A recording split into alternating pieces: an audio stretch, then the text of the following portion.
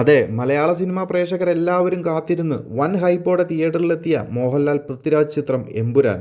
റിലീസിന് മുമ്പ് തന്നെ മലയാള സിനിമാ ചരിത്രത്തിലെയും ഇന്ത്യൻ സിനിമയുടെ തന്നെ പല റെക്കോർഡുകളും തകർത്തിരുന്നു. എന്നാൽ റിലീസ് ചെയ്ത പടത്തിന് മിക്സഡ് റിവ്യൂ ആണ് ലഭിച്ചത്. തൊട്ടുപിറകെ സിനിമയുടെ പ്രമേയവുമായി ബന്ധപ്പെട്ട് പല വിവാദങ്ങളിലേക്കും ചിത്രം കടന്നു. ഒടുവിൽ ചിത്രത്തിലെ നിരവധി രംഗങ്ങൾ വെട്ടിമാറ്റുകയും രംഗങ്ങളിൽ മാറ്റങ്ങൾ വരുത്തുകയും ചെയ്യേണ്ട നിലയിലേക്കെത്തി. എന്നാൽ ഇതൊന്നും എമ്പുരാന്റെ കളക്ഷനെ ബാധിക്കുന്നില്ല.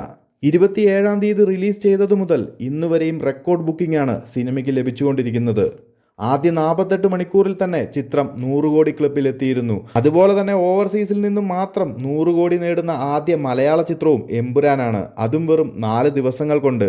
വിവാദങ്ങൾ കൂടി തുടങ്ങിയതോടെ കൂടുതൽ സെൻസറിങ് കഴിഞ്ഞ് സിനിമ എത്തുന്നതിന് മുൻപ് കാണാനുള്ള തിരക്കിൽ തന്നെയാണ് പ്രേക്ഷകർ. 30-ാം തീയതിയിൽ തന്നെ Kerala box office presale Empuraan ലഭിച്ചിരിക്കുന്നത് 9 കോടിയോളം രൂപയാണ്. ഇനി ഇതുകൂടി കഴിഞ്ഞാൽ വരും ദിവസങ്ങളിലും ചിത്രത്തിന്റെ കളക്ഷൻ കേരളത്തിലും ഓവർസീസിലും കൂടുമെന്ന് തന്നെ കരുതാം.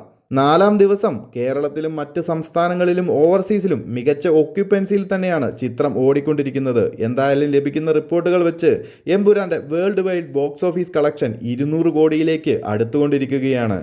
അപ്പോൾ കൂടുതൽ അപ്ഡേറ്റുകളുമായി മറ്റൊരു വീഡിയോയിൽ കാണാം.